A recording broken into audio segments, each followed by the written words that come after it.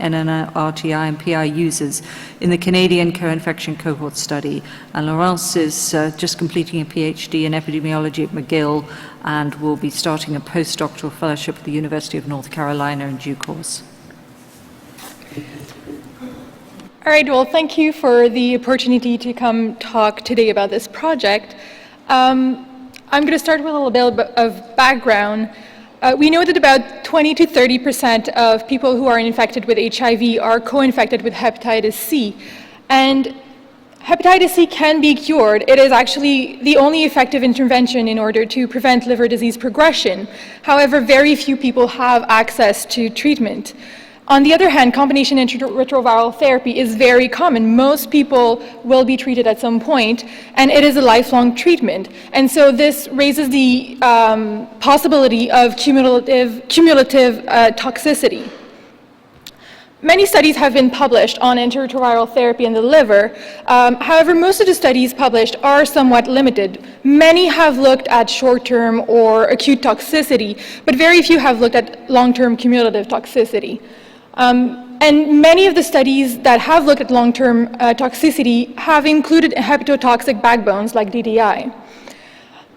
Many studies looking at non-nucleoside reverse transcriptase inhibitors were looking at nevirapine use and associated its use to hepatotoxicity, fibrosis, and clinical liver outcomes. However, when efavirenz was looked at, they found no association with these outcomes. One study has shown an association between protease inhibitor use and liver steatosis, but other studies found lower risks of fibrosis progression rates, lower risk of fibrosis and cirrhosis. The problem, though, is that they compared people who were on combination antiretroviral therapy with a PI to people who were either treatment naive or on mono or dual therapy with NRTIs, and so it is possible that this protective effect is due to a better control of HIV.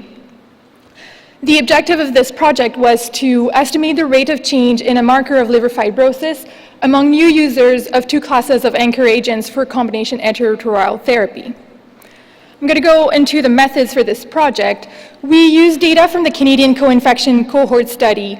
It is a longitudinal cohort that started in 2003. The recruitment is continuing. Recruitment occurs in 18 sites across Canada. Participants come in every 6 months to fill out a questionnaire and provide a blood sample. And the participants in this cohort actually represent 23% of the co-infected population accessing care in Canada. The cohort is widely generalizable as it includes diverse risk factors like Aboriginal people, current and ex-injection drug users, and men who have sex with men. We implemented a new user design, and so we took the 1,300 participants in the cohort, and we only kept those who had initiated combination antiretroviral therapy with a PI or NNRTI and had remained on the same class of anchor agent until cohort entry. And we only kept those who were on one of the two recommended backbones, so abacavir lamivudine or tenofovir emtricitabine. We then took our sample and created a propensity score for the propensity of initiating CART with an NRTI instead of a PI. And we matched individuals with replacement based on this propensity score. And the point of matching these individuals was to obtain a good balance of important confounders, because we know that there are various factors that can influence which regimen is prescribed to patients. Liver fibrosis was assessed with the asparatate aminotransferase to platelet ratio, or APRI score. It has been validated in co-infected population, and its accuracy is actually comparable to that of other markers for liver fibrosis. We use the continuous score here, which has been shown to predict the overall 5-year survival in HCV-infected persons, and it is also predicted by known predictors of liver disease. We were interested in measuring the rates of change in the APRI score over time by class of anchor agent and backbone. So we used linear regression with generalized estimating equations, and the outcome we used was the natural log of the APRI score in order to normalize the distribution. We adjusted for baseline age, sex, time since HCV infection, and time-updated alcohol use, CD4 count, HIV viral load undetectable. Here I'm showing some of the population characteristics, just some of them, because it would be too big to fit in the slide. And really the reason I'm showing this slide is to show you how in the unmatched sample, there were some imbalances in factors between PI and NNRTI users, and these imbalances were greatly reduced following the matching. So for example, if we look at the backbone use, we had 63% using tenofovir and emtricitabine in PI users and 72% in NNRTI users, but it went to 67 and 69 after matching, so it's much closer. NNRTI users were mainly on efavirenz, with 92% of them using efavirenz, and PI users were using atazanavir, lopinavir, and darunavir. This slide shows the median rates of change in APRI score per 5 years. The blue represents NNRTI use and green represents PI.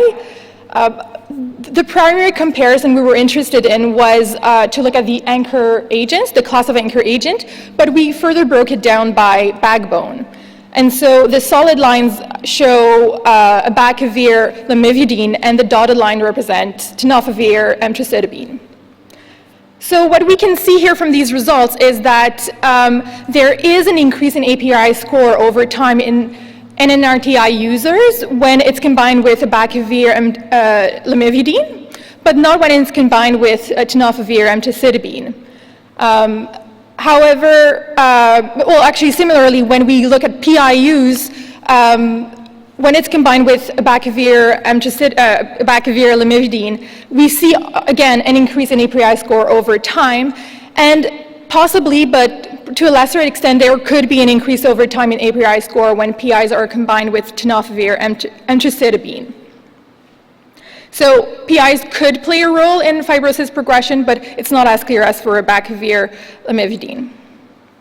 So the take-home message here is that this was really the first study that restricted the analysis to modern CART regimens, and so the results are applicable to current clinical practice. We showed that fibrosis development was more influenced by the backbone than the class of anchor agent, with abacavir, lamivudine being associated with changes in the APRI score over time. However, the study was not designed to look at the backbone specifically, and so these results really need to be confirmed in other studies. But if they are confirmed, they actually align with the WHO guidelines for CART initiations, which is to prescribe efavirenz with tenofovir and either 3TC or FTC. So I'd like to finish by thanking the participants, the co-investigator, and everyone else who has been involved in this project. Thank you.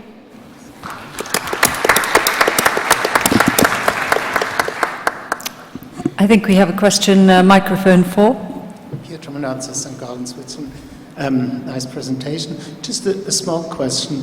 Is it possible that this effect that you show has nothing to do with Hep C infection, for instance? So did you control the same thing in Hep C negative HIV infected individuals? So we didn't look at this in HIV monoinfection.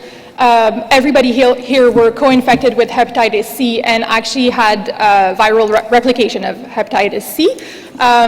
We did adjust for time since infection with hepatitis C, so it is not solely due to the virus, we don't think. But it would be interesting to repeat this analysis with HIV monoinfected. I mean, it could just be an effect on transaminases and thrombocytes. Well, so we're looking at a change over time, though, so we're not just looking cross-sectionally to see if there's an increase in liver enzymes, but yeah. Thank you. If I can just ask you a quick question, can you just comment on the clinical significance of the changes you observed? Yes, so the majority of the participants here remain in the normal range for the APRI score, so they did not progress to to significant liver fibrosis. However, we know that liver disease is an important problem in co-infected people. And so if we can find regimens that are not associated with a progression of liver fibrosis over time, here we're only showing for 5 years increments, but people are treated for a really long time. And so it's important to see if we can control progression. Thank you very much. Thank you. I think we're now going to move on to the second presentation, which is given by my co-chair, Curtis Cooper, who's an associate professor with the University of Ottawa and director of the Ottawa Hospital and Regional Viral Hepatitis Program. And he will speak on ladiposphere, sofosbuvir for 12 weeks in patients co-infected with HCV and HIV. Curtis.